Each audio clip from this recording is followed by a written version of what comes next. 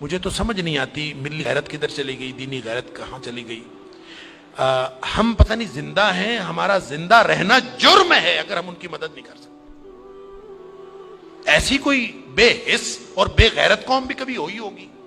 ہم نے تاریخ میں بے غیرتی کی بڑی داستانیں سنی ہیں۔ اللہ تعالیٰ قرآن میں فرماتا ہے وَمَا لَكُمْ لَا تُقَاتِلُونَ فِي سَبِيلِ اللَّهِ، اب تمہیں کیا موت پڑ گئی ہے، اب کیوں نہیں لڑتے تم اللہ کے راستے میں؟ والمستضعفین من الرجال والنساء والولدان الذین یقولون ربنا اخرجنا من هذه القریۃ الظالم اهلها۔ پوری دنیا پر ظلم کی داستانیں ساری دنیا دیکھ رہی ہے۔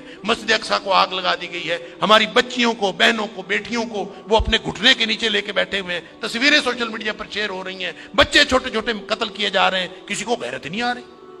مجھے تو یوں لگتا ہے یہ ہماری نمازیں، ہمارے سجدے کیسے قبول ہوں گے؟ ہم جو مجرم ہیں جو آرام سے بیٹھے رہیں، کیا کریں؟ بے بسی کی انتہا ہے۔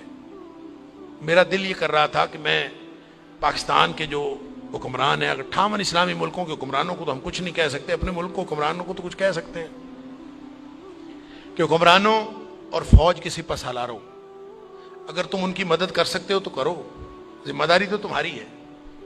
نہیں کر سکتے نا تو ہمیں ایک جہاز میں بھر کے وہاں بھیج دو، کم از کم ہم عزت کی موت ماری جائیں، کم از کم جا کے ہم وہاں پہ ان کے ساتھ شہید ہو جائیں، اللہ کو قیامت کے دن ہم اور نبی کریم صلی اللہ علیہ وسلم کو چہرہ دکھانے کے تو قابل ہوں کہ اللہ ہمیں غیرت تھی، ہمارے اندر کو ملی اور دینی غیرت تھی۔ تو دعائیں ہو رہی ہیں، وہ کوئی کہہ رہا ہے کہ اللہ تو کو ابابیل بھیج دے اور ان کی مدد کر دے، کوئی دعائیں کر رہا ہے، کوئی دعائیں کر رہا ہے۔ اس طرح کے لوگوں کی دعائیں اللہ قبول کوئی نہیں کرتا۔ دعاؤں کے لیے بھی غیرت کی ضرورت ہے، آپ پہلے قدم اٹھائیں پھر اللہ سے دعا کریں۔ وہ بیچارے ساری ساری رات وہ لڑتے ہیں ان کے سامنے، دعا تو ان کی ہے، اور اللہ نے یہ آزمائش میں سمجھتا ہوں ان کی نہیں ہے، وہ تو جنتی ہیں، وہ تو انشاءاللہ بخشے ہوئے ہیں۔ آزمائش یہ باقی ساری دنیا کی ہے، ہم ان کی وجہ سے مجرم بن رہے ہیں، اللہ تعالیٰ معاف فرمائے۔ تو یہ جب قاری صاحب پڑھ رہے تھے تو مجھے خیال آ رہا تھا کہ اللہ، ان بیچاروں کے پاس طاقت نہیں ہے، وہ پتھر اکٹھے کر کے بیٹھے ہیں، توپوں بندوقوں کا مقابلہ پتھروں سے کیسے ہوگا؟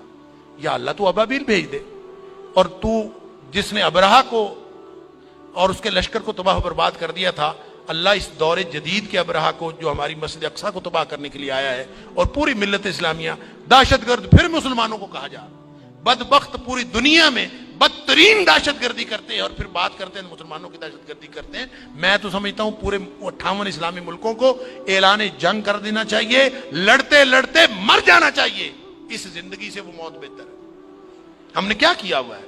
کیسی زندگی، کیسا دین، کیا کلمہ پڑا ہوا ہے ہم نے، کیسی قرآن کی باتیں، کیا قرآن کے دروس۔ ہم یہاں سکون سے بیٹھے ہیں، پنکھے چل رہے ہیں، موج میلہ پانی پینے کو مل رہا ہے، نماز آرام سے پڑھ رہے ہیں، سجدے آرام سے کر رہے ہیں، وہاں ہماری بہنیں بیٹیاں لٹ رہی ہیں۔ کہاں گئی غیرت ہماری؟ انا للہ و انا الیہ راجعون۔ مجھے تو یوں لگتا ہے کہ شاید یہ ہمارے آرام سکون سے کیے ہوئے سجدے بھی کہیں جرم نہ بن جائیں۔ اللہ تعالی ہم سب کو معاف فرمائے۔